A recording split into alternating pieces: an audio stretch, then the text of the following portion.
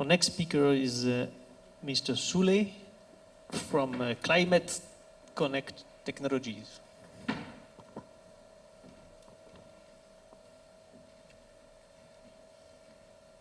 So mostly I'll be speaking on the four motivations that we need, for the renewable sector, that we need to solve, and essentially, why we need renewables, and then why do we need AI for this, and how have we solved this problem at Climate Connect. So essentially, there are four main motivations. One is the reliable energy supply. Everyone wants 100% like electricity all the time.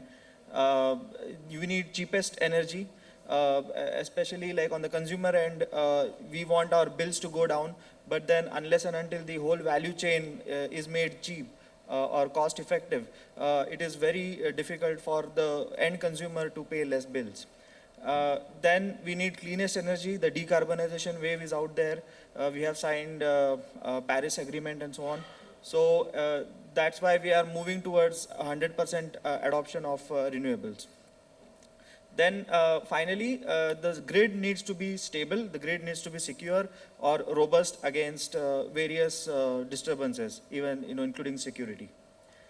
So when we actually saw these four motivations and we envisaged what would be the future grid be looking like, we essentially identified five components or five tracks in which we should be thinking.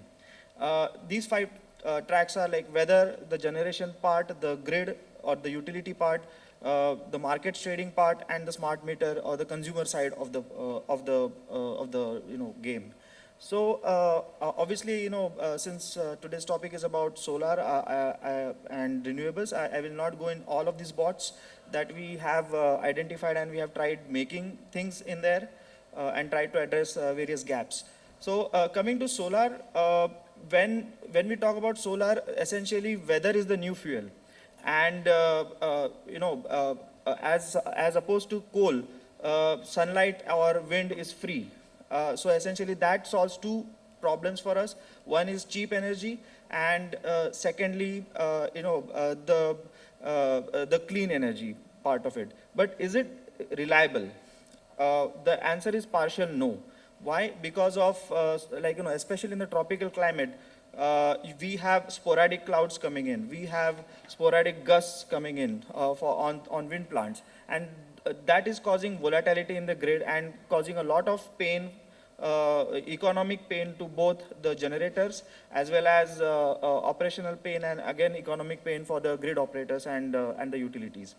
So the first part of the problem is to forecast weather reliably. Only then we can actually come to reliable solar prediction or wind prediction and so on.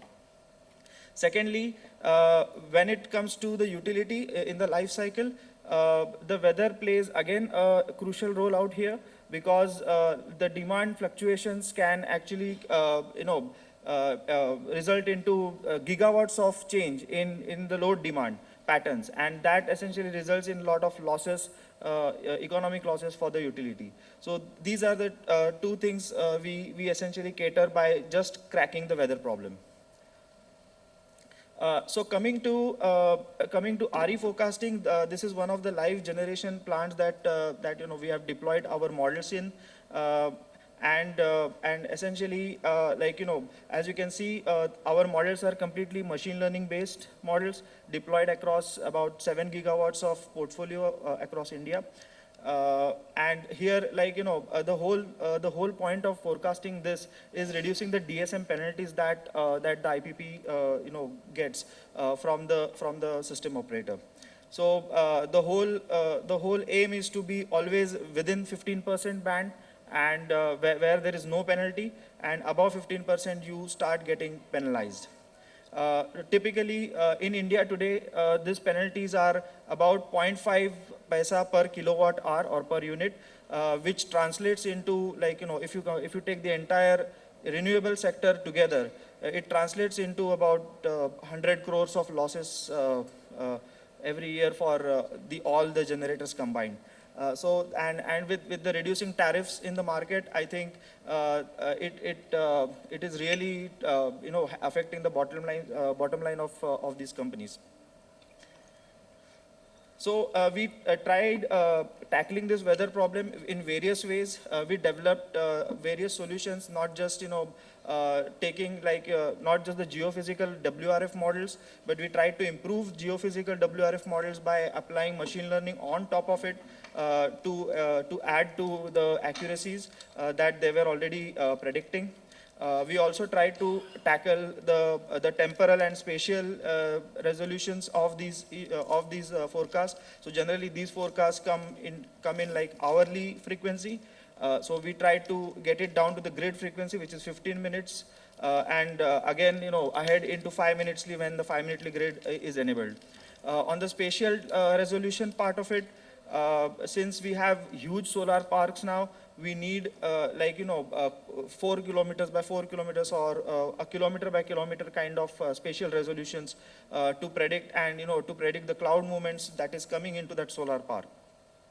On the wind part, no forecaster gives generally the hub height level forecast. So we have to apply machine learning techniques there as well to actually take the anemometer data from the wind plants and then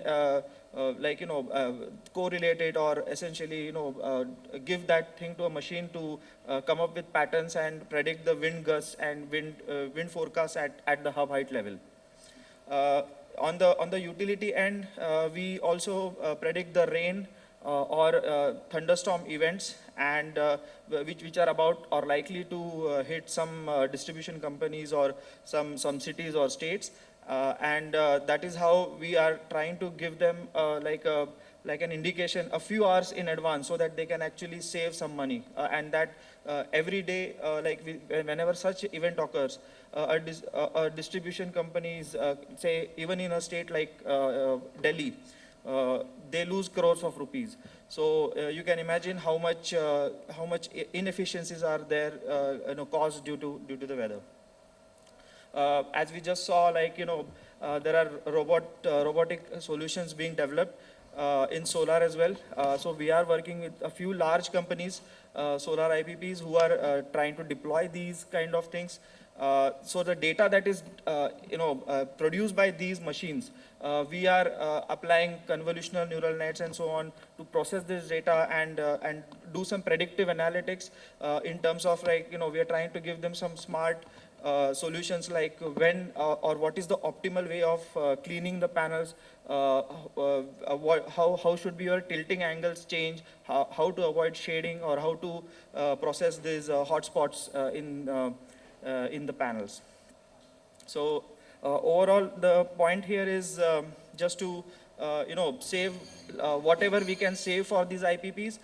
These solutions, the software solutions and the machine learning solutions, especially with the increasing amount of data. So by 2030, we calculated that we will be producing about 3 trillion data points per day.